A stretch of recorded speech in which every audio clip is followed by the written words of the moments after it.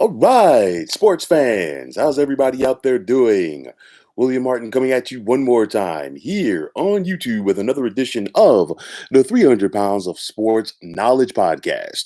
Now, with the 2021 Major League Baseball season winding down, the New York Mets are left to wonder what could have been.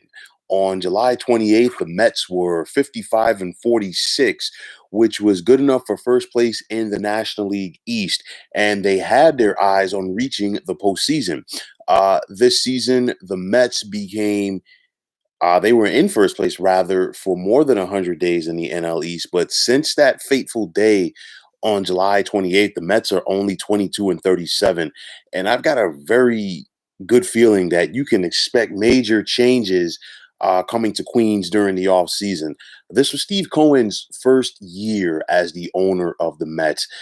Took over last fall, and he was trying to implement some things, but I think this time around, being that it's going to be his first full offseason as the owner of the Mets, you can expect big changes. First and foremost, the Mets need to find themselves a quality president of baseball operations. And two guys that you're going to hear a lot about are Billy Beane and Theo Epstein. Of course, Epstein is the curse breaker. He helped the Red Sox win a couple of World Series titles. He also helped the Chicago Cubs, reverse their long World Series drought. And then, of course, Billy Beane for what he's done during his lengthy tenure running the Oakland A's front office. You're going to hear a lot about those guys. And like I've said before, I think Epstein would be perfect for the job. And if I was Steve Cohen, I'd just basically bring Epstein in and give him a blank check and tell him to fill it in. The Mets already have about $127 million committed to player salaries for next year.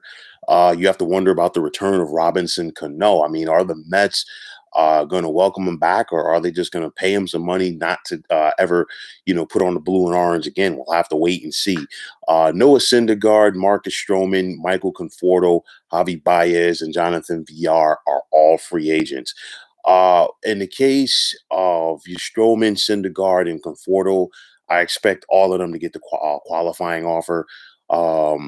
In the case of Conforto, there might be a possibility that this is it, because I really have a feeling that somebody's going to go out there and overpay him for a multi-year deal, and I don't think the Mets are doing that right now. For Syndergaard, I think he just needs to take the qualifying offer to kind of once again show that he can stay durable and be healthy.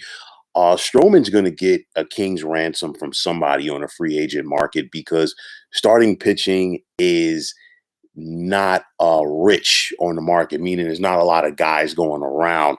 So Stroman's going to get a lot of money. It's going to be interesting to see if Cohen wants to pay Stroman that type of money. We'll have to wait and see. Of course, Javi Baez, the Mets went out there and made that big deal with the Chicago Cubs during just before the trade deadline this summer.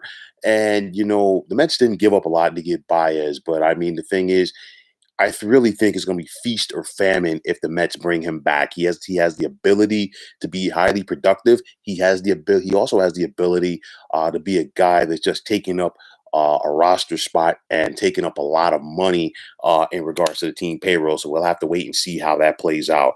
The bank, I think, is going to be open this offseason, but it just comes down to how much Cohen is willing to spend. He's going to spend his money, but he's going to spend it wisely. Make no mistake about it. But the bottom line is, if he's going to spend his money, he wants to see results.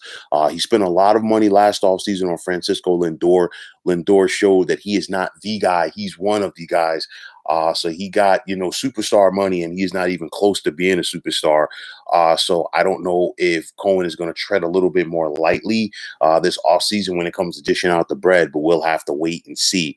But you look at the bottom line, the Mets have to improve their offense. They are near the bottom in most important statistical categories in the National League, which includes hits, runs, home runs batted in, batting average, and on-base percentage. That ain't going to cut it. The Mets' inability to score runs is one of the biggest reasons why they failed to win this division that was there for the taking. To think about it, let's be realistic about this. You have a situation where the Atlanta Braves won this division.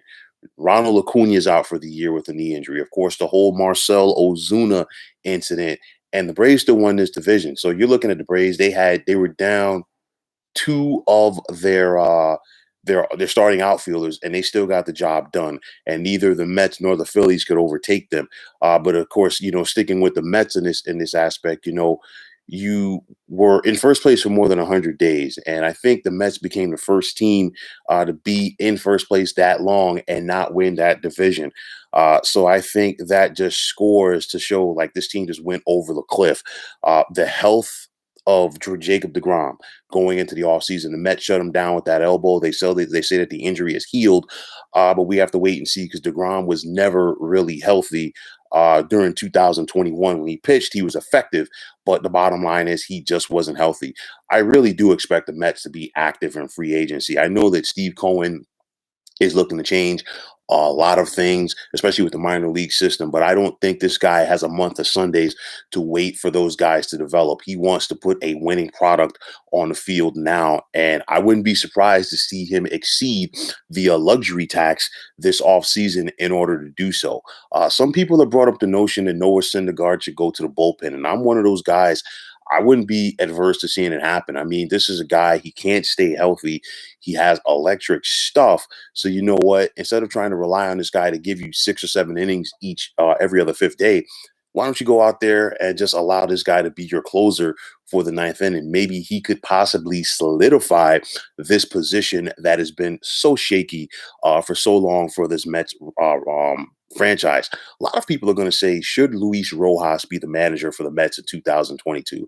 I don't think so. It's a situation, you look back to 2020, the Mets could not make the playoffs when 8 teams from the National League got in.